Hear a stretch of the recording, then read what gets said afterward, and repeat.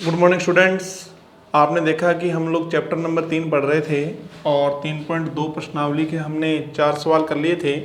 तो आज हम देखेंगे क्वेश्चन नंबर 5। देखिए क्वेश्चन नंबर 5 के अंदर आपको बेटा दो आव्यूह दिए हुए हैं, दिख रहा है ए और बी।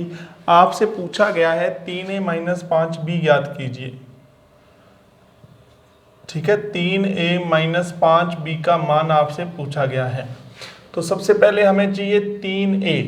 आपको a दिया हुआ है, a को 3 से गुना कर दो। जब भी किसी आव्यूह को किसी संख्या से गुना करेंगे तो आव्यूह का प्रत्येक अवयव उस संख्या से गुणित हो जाएगा।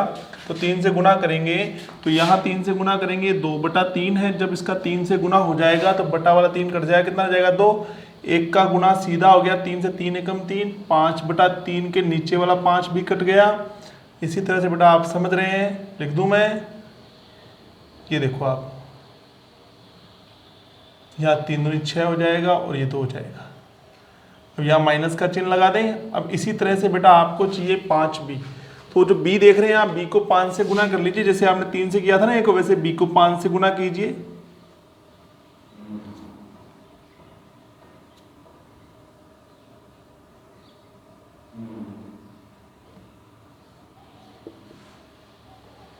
चलो अब 2 में से 2 गया, कितना आ गया 0। 3 में 3 गया, कितना आ गया 0। 5 में से 5 गया, कितना आ गया 0।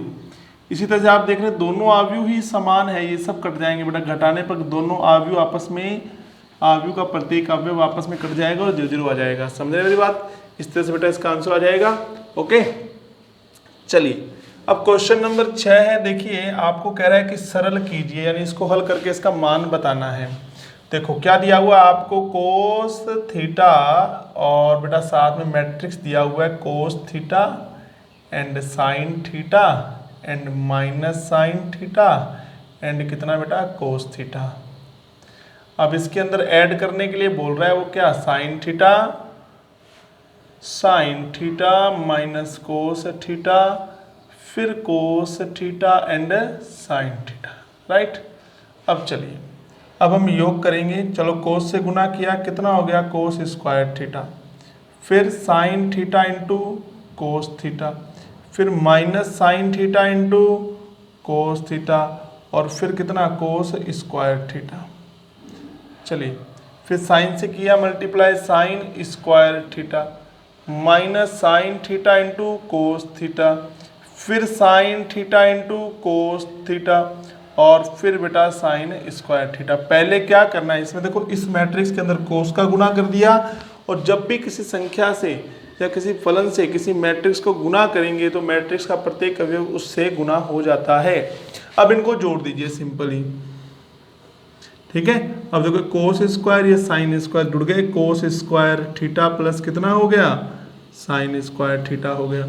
अब ये देखो कितना है sign theta into cos theta और इधर क्या है minus sine theta into cos theta.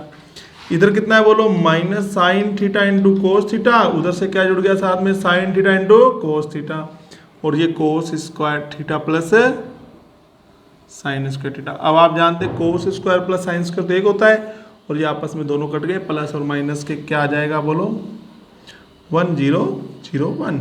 Okay, ये आपका आंसर आ गया। इस तरह से बेटा आपको क्वेश्चन नंबर करना है 6। इसी प्रकार आगे चलेंगे, हम देखेंगे प्रश्न नंबर 7। तो चलिए बेटो क्वेश्चन संख्या 7 के अंदर आपसे क्या पूछा गया, आपसे कहा गया है, देखो एक चीज ध्यान रखना सब बच्चे, कई बार सवाल में पूछा जाता है। देखो ये देखो आप क्वेश्चन नंबर 10 देखो, इसमें क्या पूछा हुआ है, स्मॉल x और स्मॉल y का मान ज्ञात कीजिए। और क्वेश्चन नंबर 7 में क्या पूछा हुआ, capital X and capital Y का मान ज्ञात कीजिए। और आप जानते हैं मैट्रिक्स का नाम सदैव हम कैपिटल लेटर से लिखते हैं और मैट्रिक्स के अवयवों को हम स्मॉल लेटर से लिखते हैं, ठीक है। तो जब आपसे कैपिटल X और कैपिटल Y पूछे ना तो समझ जाना कि इस सवाल के अंदर पूरा का पूरा मैट्रिक्स ही फाइंड करना है, ठीक है। और जब आपसे पूछे कि small x small y small z तो आप ये समझ जाना कि हमें मैट्रिक्स का कोई एक अवयव ज्ञात करना है, इस बात का ध्यान रखें आप। अब ये क्वेश्चन नंबर 7 है, इसके अंदर आपको एक समीकरण दे रखी है, पूरी की पूरी बेटा आपसे मैट्रिक्स पूछी हुई है। अब देखो एक x प्लस वाई दिया हुआ समीकरण, देखो एक तो क्या है आपके पास में x प्लस वाई क्या है 7 2 0 5। एक दूसरा समीकरण आपको दिया हुआ है x माइनस वाई क्या है बोलो 3 0 0 3। अब ये इक्वेशन नंबर फर्स्ट है, ये इक्वेशन नंबर सेकंड है। अब इन दोनों को हल करके कैपिटल X और कैपिटल Y का मान निकालना है। तो आप कहेंगे समीकरण 1 व 2 को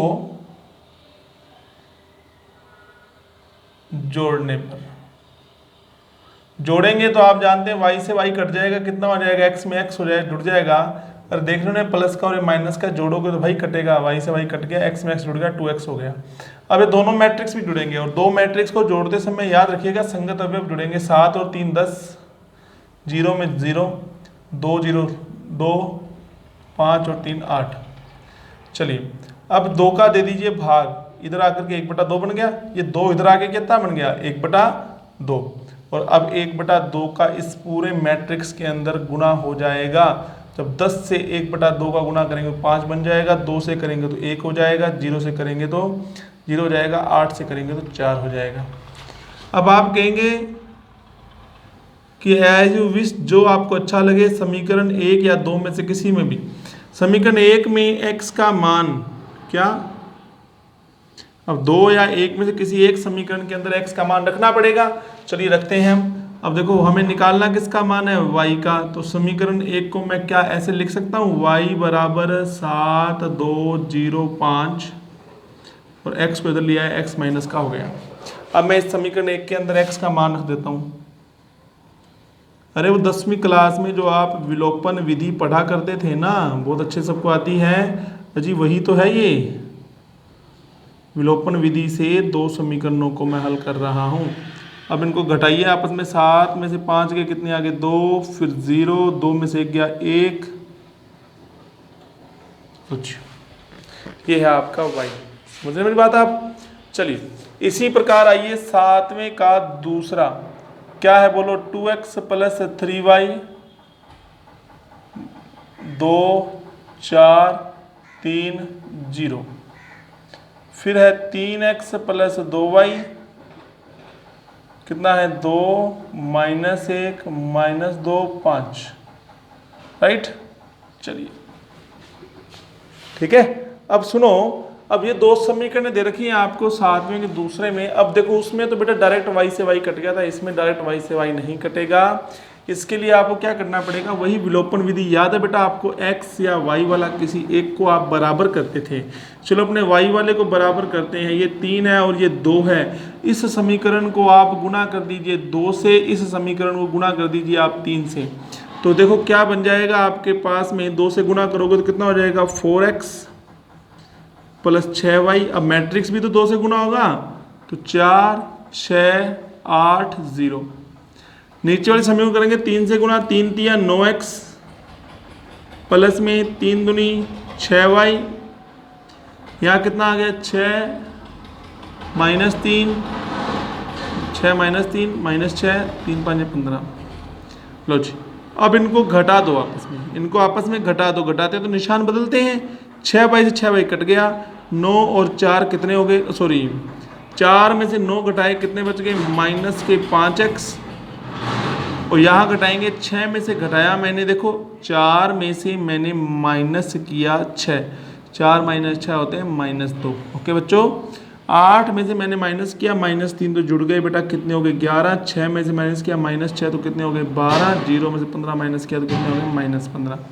अब आप कहेंगे इसको हटा दें यहाँ से। चलो अब मैं -5 का यहाँ भाग दे दूंगा तो हो जाएगा -1/5, तो -2 12 11 -15। अब बेटा -5 से अंदर गुना कर दीजिए, क्या बन जाएगा आपके पास में, निशान भी बदलते जाएंगे क्योंकि -7 में है ना बेटा, 5 -11 बटा में 5 और ये हो जाएगा 3 और ये आ जाएगा आपके पास में x का मान। सेम पहले वाले क्वेश्चन की तरह x का मान आप रख दीजिएगा समीकरण कौन सी में, किसी एक में रख दीजिएगा, ठीक है, और आंसर आ जाएगा।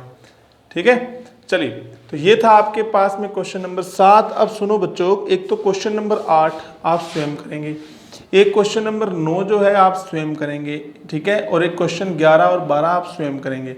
अब सुनो करना क्या है इनमें, ठीक है। मैं जैसे क्वेश्चन नंबर 10 ले रहा हूँ, 8 से लेकर के 12 तक के सभी प्रश्न समान हैं, एक ही बात है।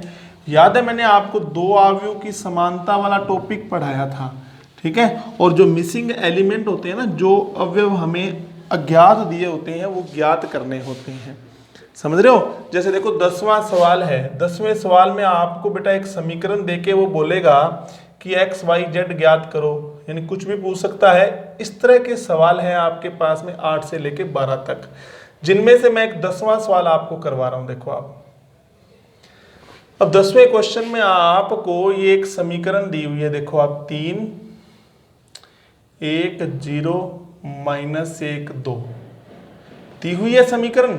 अब आप क्या करेंगे, बराबर में भी है, देखो बेटा 3 गुना में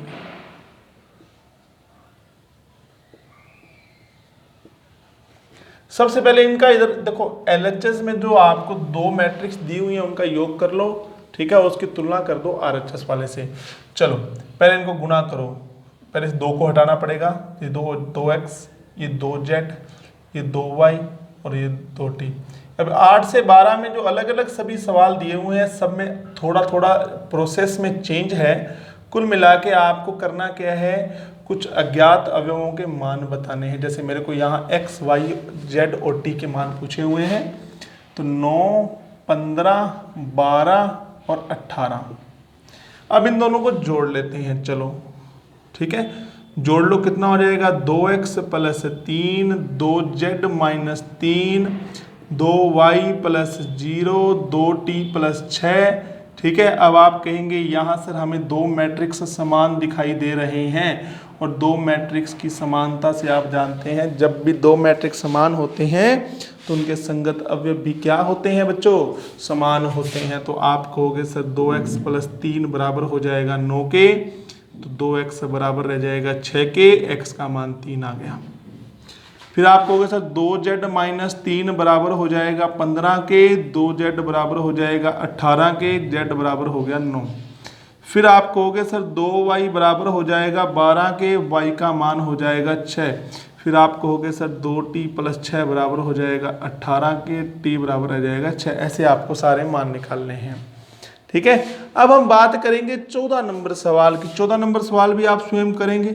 इसमें क्या है मैं बता देता हूँ। 14 नंबर सवाल में LHS में आपको 2 मैट्रिक्स दिए हुए ऐसे गुना के अंदर, ऐसे, ठीक है। उन दोनों मैट्रिक्स का आपको क्या करना है, गुना करना है। ऐसे ही RHS के अंदर आपको फिर 2 मैट्रिक्स दिए हुए हैं। आप तो ऐसे लिखना LHS, पहले LHS वाले लिख लेना, फिर आप लिखना RHS, जैसे मैं लिख रहा हूँ बोर्ड पर ऐसे करना है सेम क्वेश्चन, और इनका गुना कर देना यहाँ पर बराबर में। दोनों को गुणा कर लोगे, LHS का और RHS का, और आप ये देखोगे कि LHS का मान RHS के मान के बराबर नहीं आएगा, करके देखिएगा। यही आपका 14 नंबर सवाल है। तो ठीक है बच्चों, आज के लिए धन्यवाद, फिर मिलते हैं नेक्स्ट वीडियो में।